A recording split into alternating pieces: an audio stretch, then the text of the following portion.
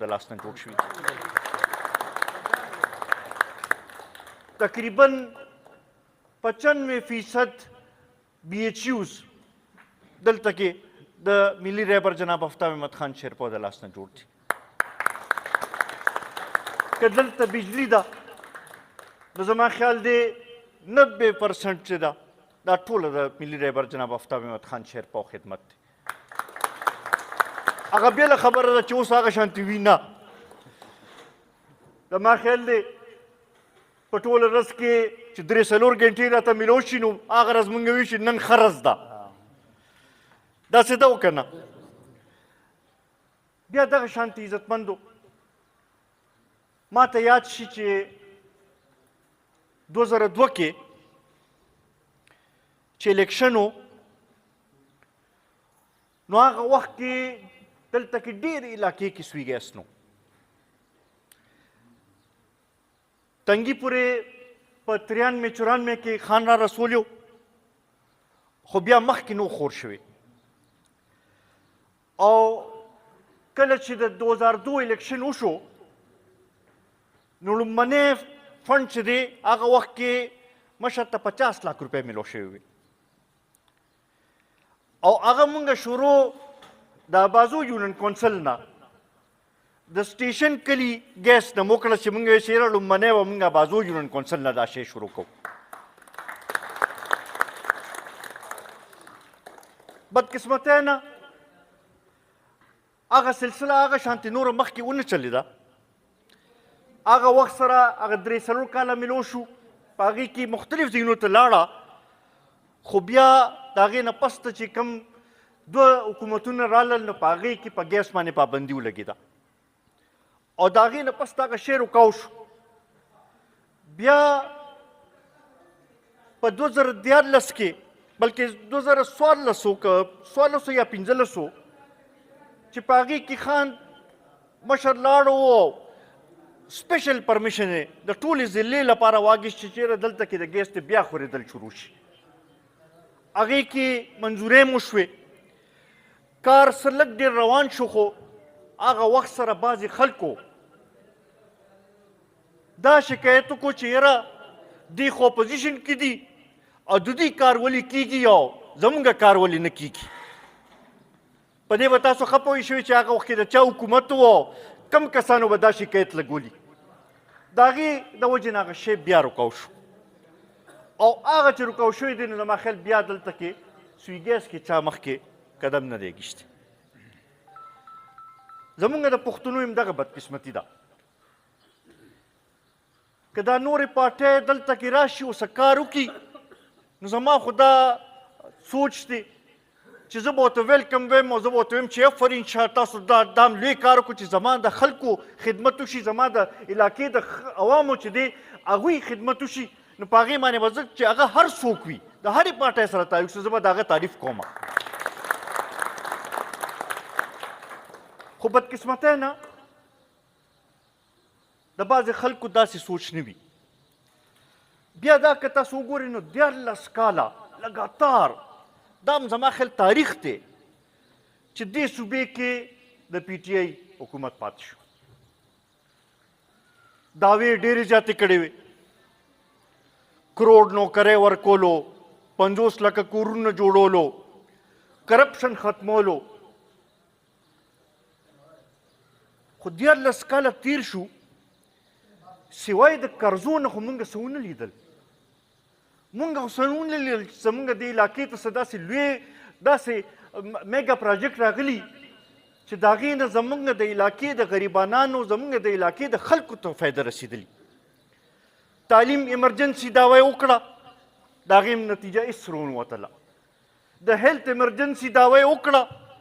زما خیال د هیلت هغه نظام یې داسې خراب کړو چې اوس سرکاري هسپتال ته څوک ورتلک نه غواړي زموږ یو ناظم صاحب دی خدای دې الله تعالی دې ورله شفا ورکړي زما خیال 6 اپریشن یې وکړل او 6 واړه ځله چې دی هغه دوی ناکام هغه اپریشنونه وکړل او ضرورت بې ضرورته اپریشنونه یې ورله وکړل دا ټول ملګري دا پوهېږي چې زه چا خبره کوم نو دا حل چې شي دې کې به موږ څنګه دغه کوو او بیا چې د دغه دعوو خبر راشي وایي چې یاره موږ داسې حکومت چلو او داسې حکومت چلو دې یو نیم کال کې خو زما خیال د احتجاجونو نه علاوه بل هېڅ کار یې نه دی کړی او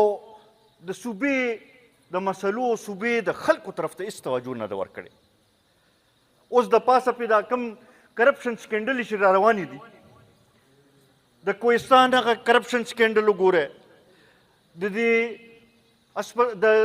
جوماتونو کم سولرایزیشن کړی په هغې کې چې کم کرپشن شوی دی دغه شانتې په صحت کارډ کې چې کم شوی دی نور داسې او هغه د 12 کروڑ بسکټې خو لا بېل هغه وې د هغې به نه وایو بیا ورسره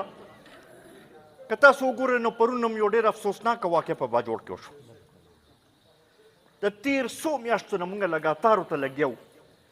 چې یاره دې طرف ته توجه ورکړئ دا مسله ډېره اهم او سنګینه مسله ده زموږ جنوبي اضلاع د هغوی داسې صورتحال جوړ شوی دی چې د 2 بجو نه پس ته څوک د خپل کور نه بار نه راوځي سرکاري افسران پولیس چې دی هغه د بالکل د تاڼې نه او دغه نه بار نه راوځي د 2 بجو نه پس ته زمونږ ټوله هلته کې خلک چې دي هغه د دهشتګردو په رحمه کرم پرېښودلی شي د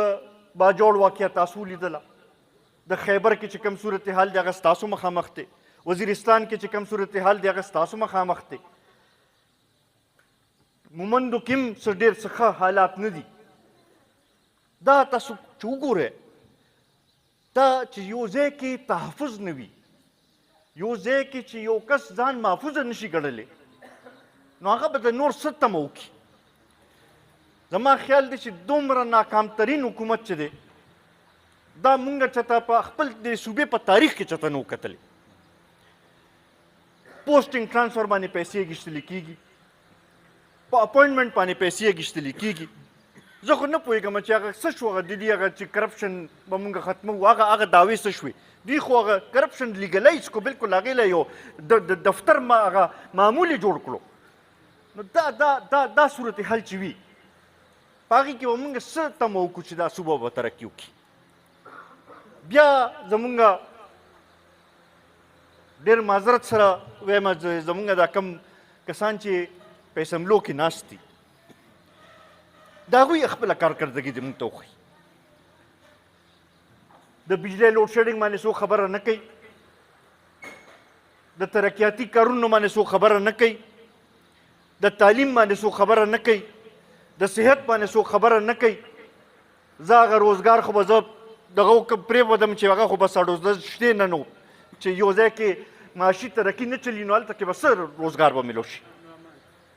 امن و امان چې کوم ځای کې داسې وي هلته به څه دغه وشي بل خواته چې مونږ وګورو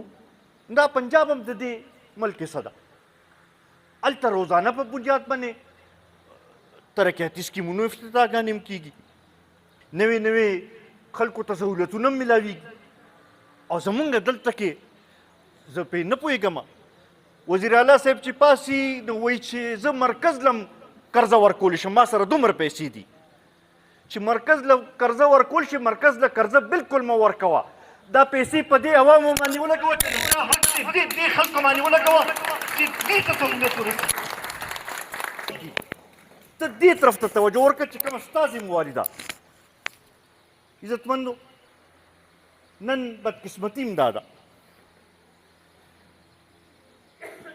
زموږ خلکو ته سوچ وروستو راشي په هغه وخت کې په جذباتو کې راشو او بعضې داسې فیصلې وکړو چې د هغې دا د اوس نتیجه ستاسو مخامخ ده زما تاسو ته دا درخواست دی دا اوس چې کوم لوډ شیډینګ دی دا اوس چې کوم حالات دي دا کم کرپشن دی دا کم لاقانونیت چې دی دا کم امن و امان صورتحال چې جوړ دی دا کم طریقې سره چې کاغه پولیس دی او کاغه نور ادارې دي چې هغه د عوامو کم استحصال کوي لګیا دي دا څیزونه به تاسو ځان ته مخامخ ږدئ او اوس آینده فیصله چې ده دا به داسې طریقې سره کوو به چې هغه کس له مونږ ووټ ورکړو چې کوم زمونږ مسایل حل کولی شي، زمونږ چې دی زمونږ دلته کې ترقي راوستلی شي، مونږ له روزګار راوړی شي. او دا زمونږ د دې علاقې خوشقسمتي ده